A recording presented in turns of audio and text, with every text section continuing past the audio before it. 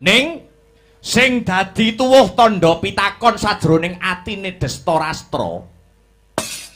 Slendro kang dadi rasaku, slendro sing dadi jiwaku, Yayi.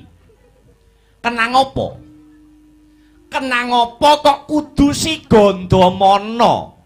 Kenapa sing dadi duta agung tumuju ana negara Pringgondani kudu si Gandamana? Surasaning layang ya kuwi panjenenganing Sun kepengin nyawijekake memitran lan rasa kekadangan manunggalake cipta rasa budi kelawan karsa ing antaraning negara Ngastina kelawan negara Pringgondani. Awit apa Gandamana? Awit negara Ngastina kelawan negara Pringgondani kuwi negara kang gedhe, negara kang agung. Aja nganti negara loro iki bisa direh kelawan negara manca. Kalamun to negara Ngastina lan negara Pringgondani wis kasembadan memitran nyambung talining paseduluran, tak kira bakal jejeg adeg-adege lan ing tembe mburine bakale saya kuncara Hanjayeng Bawana. Makaten sinuwun Prabu Pandhu Dewanata. Ya pancen kaya mangkono. Gandamana kula wonten dawuh. Mara tumuli tampan ana layang utawa nawala iki Gandamana.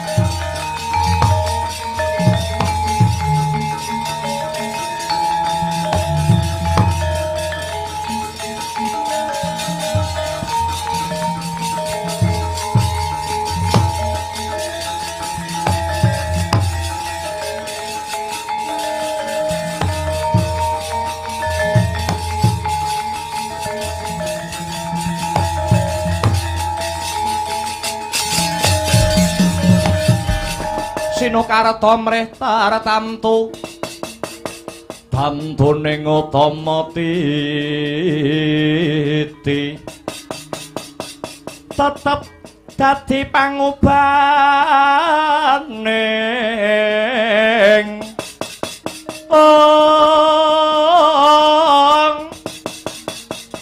madya tentreming ati tamtu kena tinulata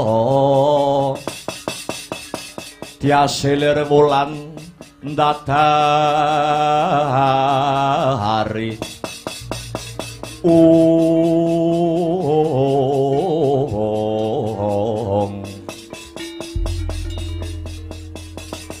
nawala sampun kula tampi sinuwun Prabu Pandhu Dewanata Patih Gandamana iya.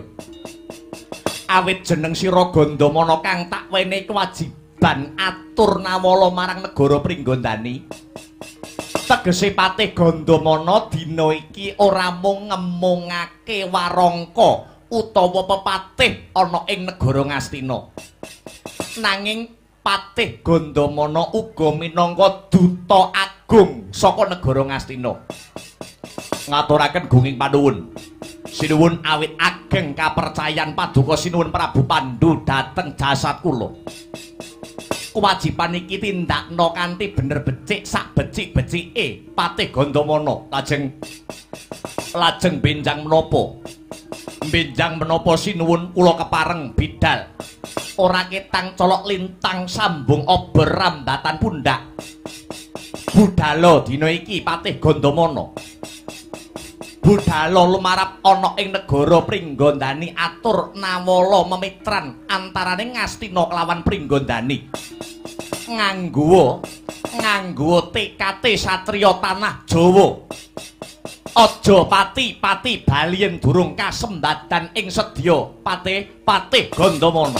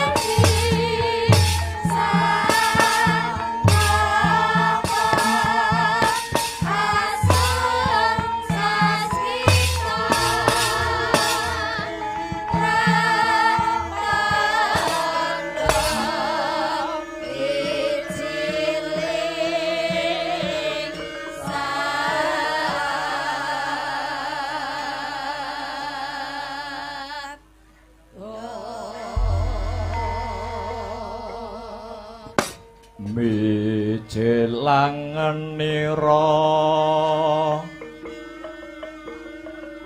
sang nahar pati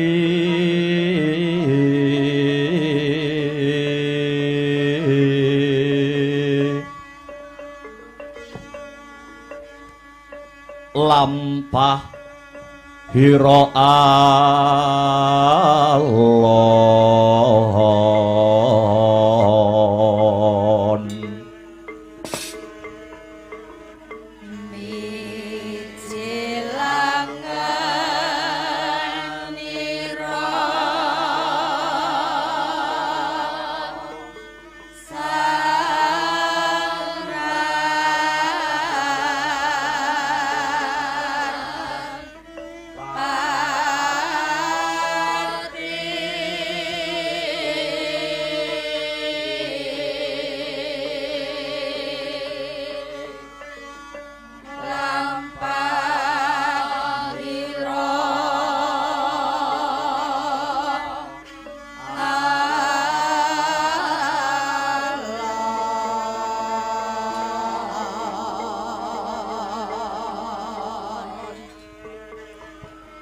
kinarabak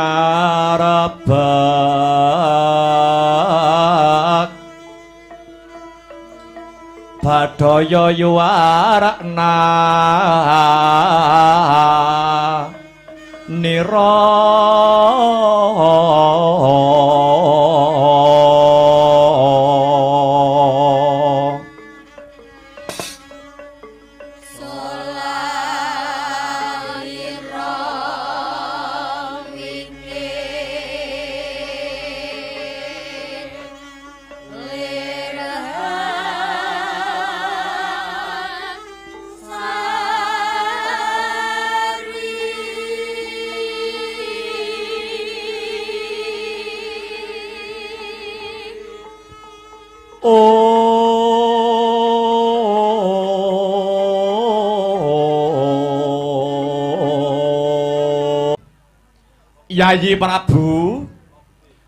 Yayi Prabu Pandhu kadangipun Kakang Yayi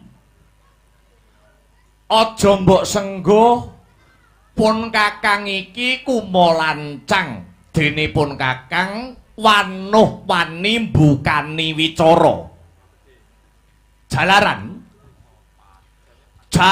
selak ora kuat rasane ngatiku nyumurupi kahanan negara Ngastina ing dina sakmengko.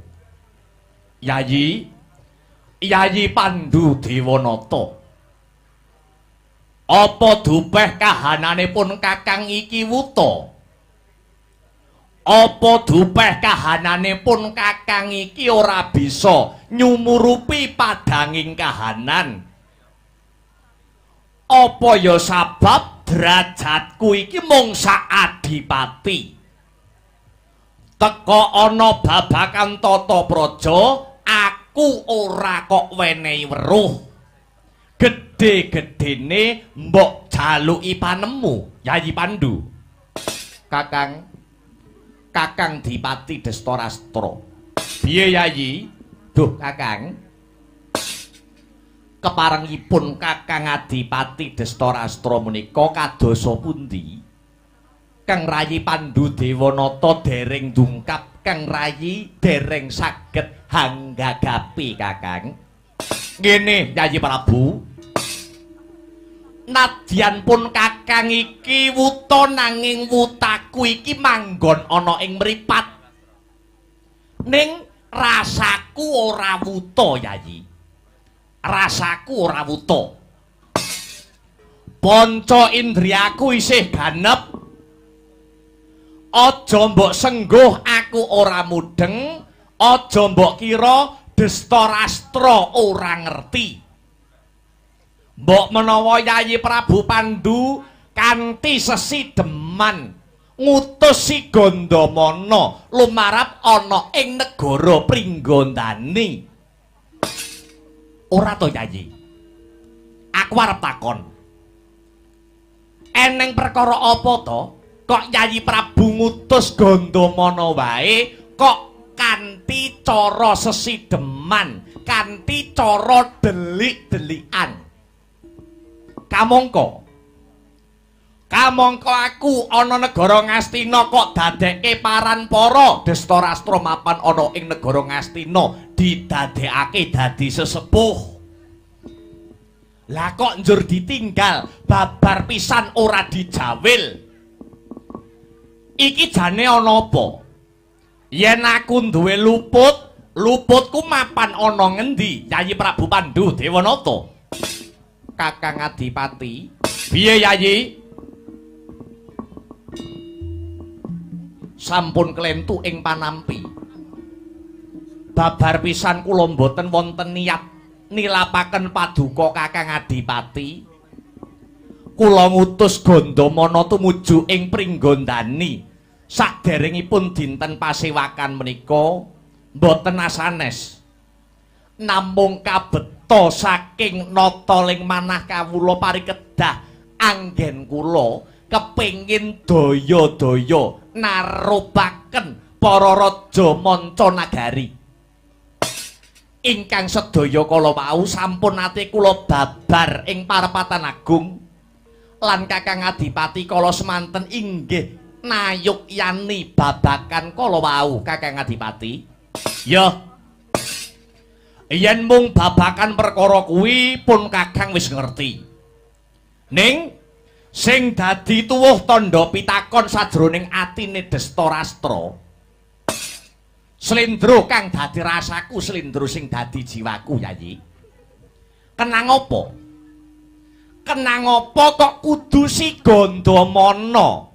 Kenapa sing dadi duta agung tumuju ana negara Pringgondani kudu si Gandamana?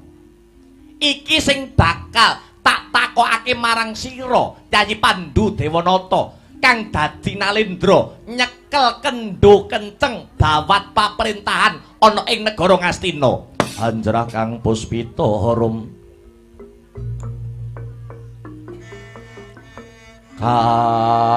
kasiliring samirana mrik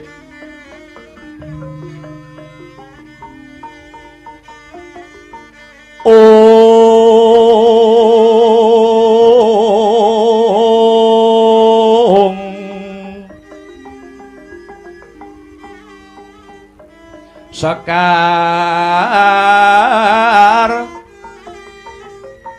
kadung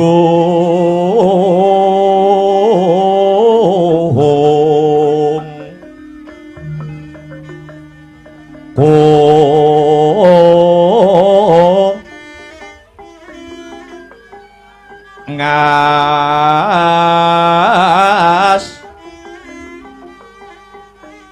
gandanya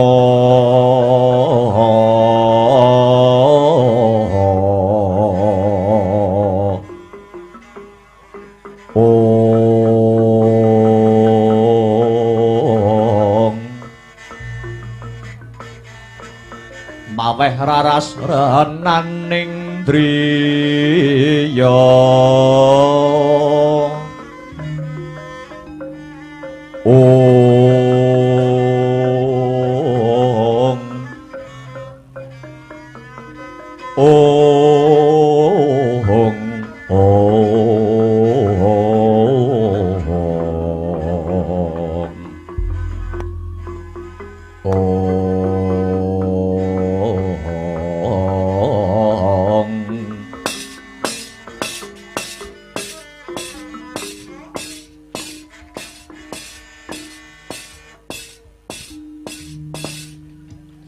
nyuwun sewu Yayi Prabu, kula inggih badhe sumela atur sawetawis.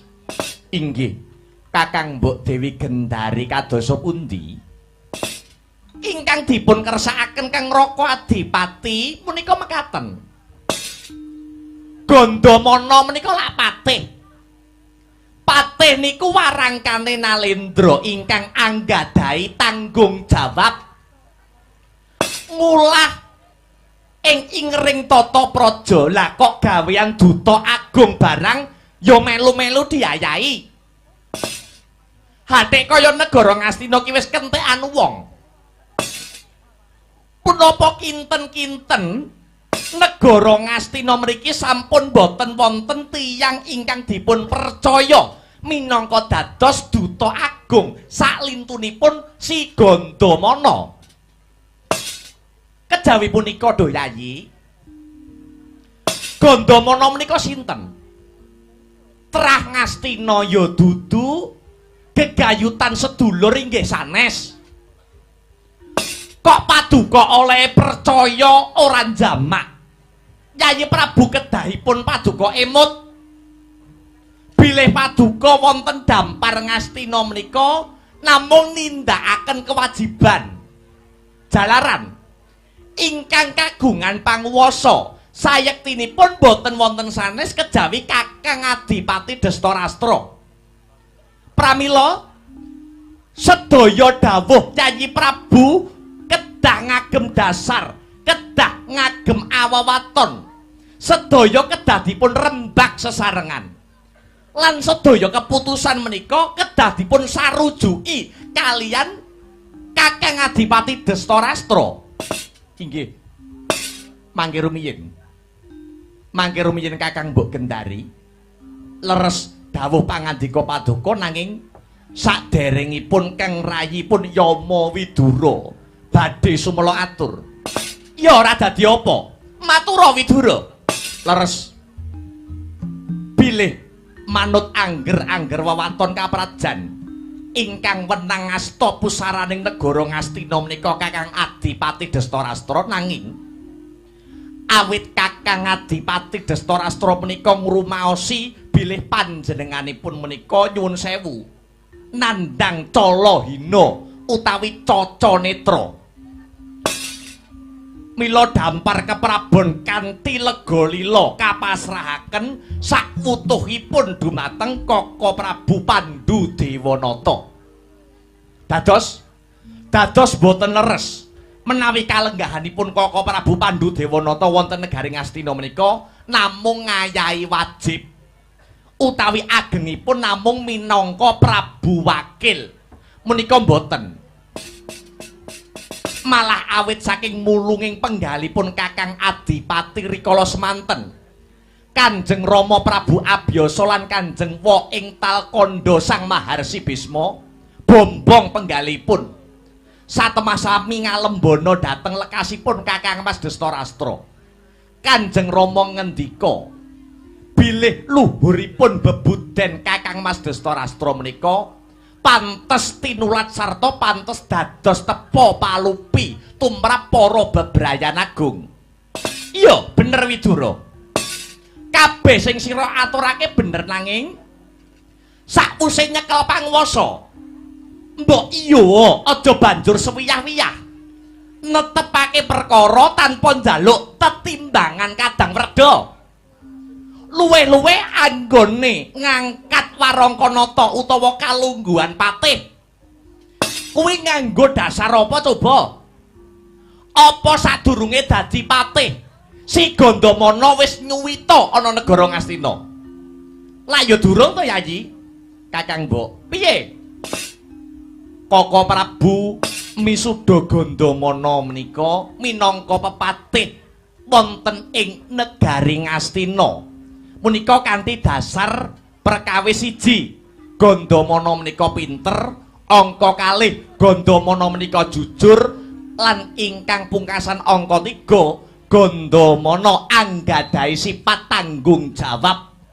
Yayi Widura pancen bener, nanging sumurupa pinter, jujur lan tanggung jawab kuwi durung cukup kanggone angemban pangembating praja.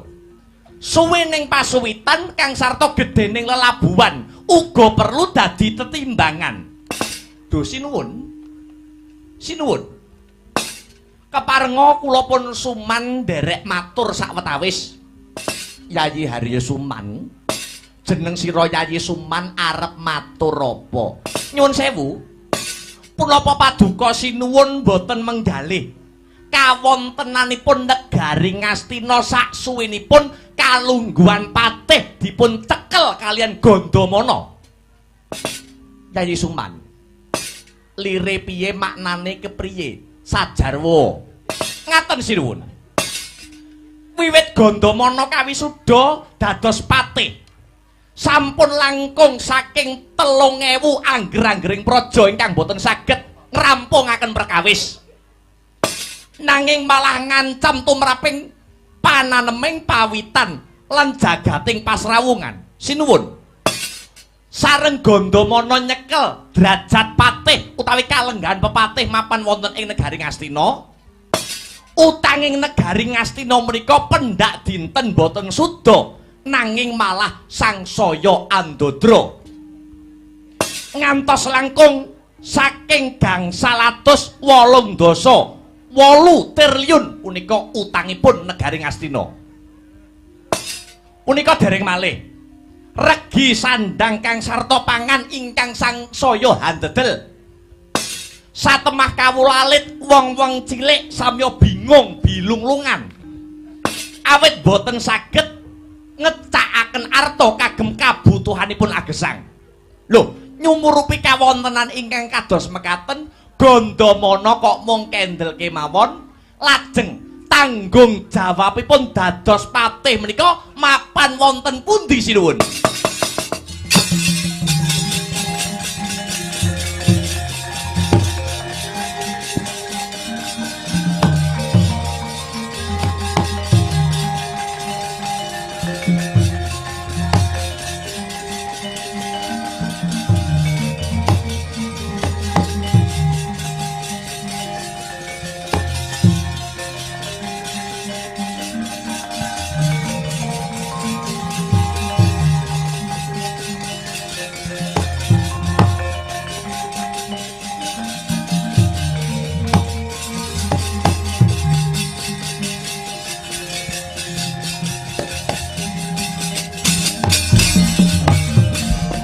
Mongko kanthi ning tumuwuk salami mung awase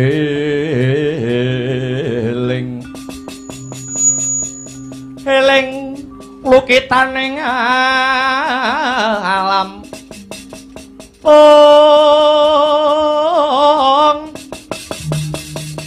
kadiwatyaning tumati supardi mring sasama samane manungsa sami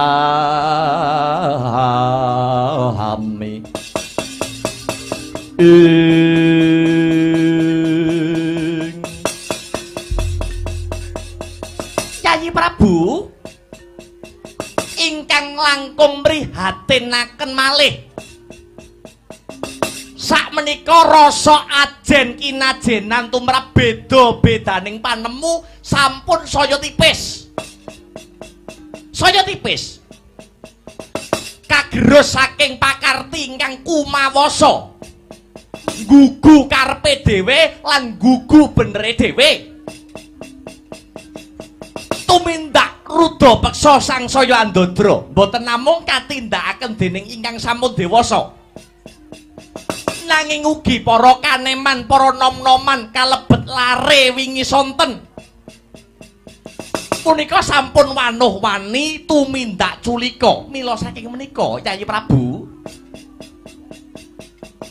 menawi sekirane Gandamana saandahanipun boten saged ngayomi para kawula,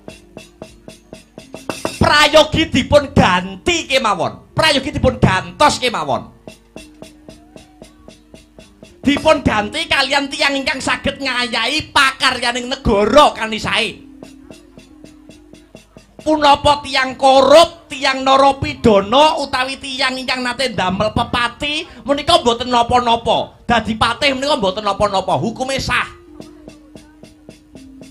Watone kalian ratu gustinipun menika anggadhahi kasetyan. Pun cekap atur kula sumangga dipun menggalih kanthi taliti, sumangga dipun pikir kanthi jembaring kawisaksanan Yayi Prabu Pandu Dewanata.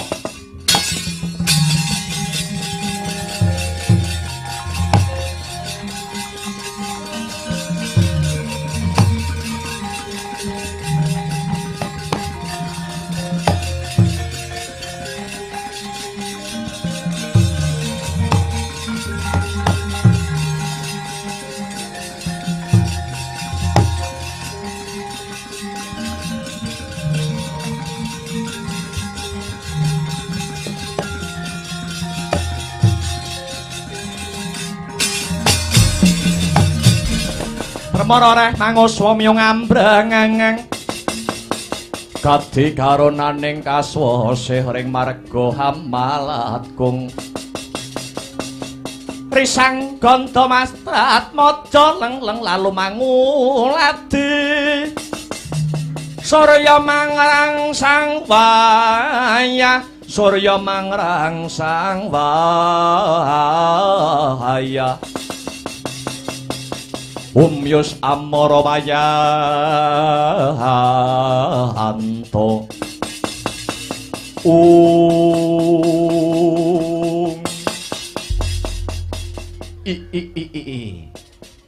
ya jagat dewa Bathara ya jagat Pramudita yang suksma mangadi luwih muga payungana sagunging para dasih Kakang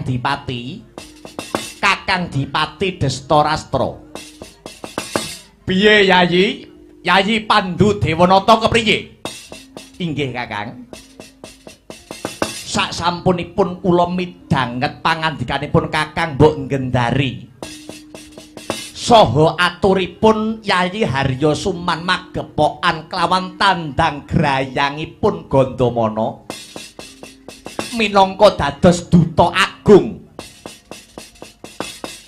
kula wangsuli malih magepokan klawan tandang grayangipun Gandamana minangka duta agung kula pundhut wangsul sepisan malih Gandamana ingkang rikala semanten minangka dados duta agung dinten sakmangke kula pundhut wangsul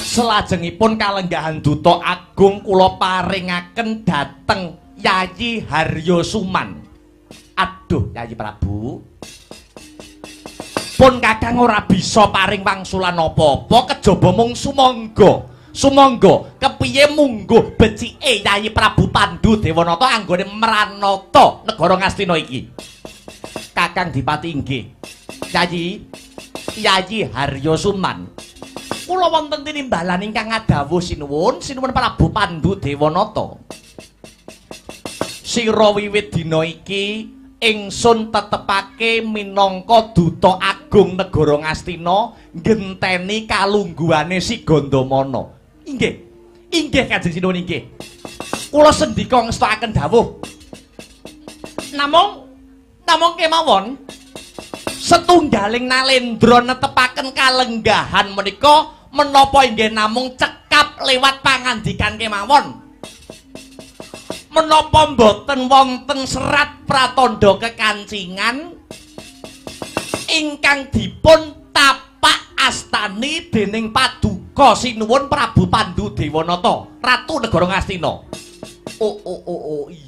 iya Yayi Suman iya teka bener aturira Yayi Widura kawula wonten tinimbalan ingkang adhawuh Kaka Prabu Yayi sira manjinga ana ing bale panitra tulisen kalamunta ingsun anetepake Harya Suman minangka dadi duta agung saka negara Ngastina ngenteni kalungguhane si Gandamana sarta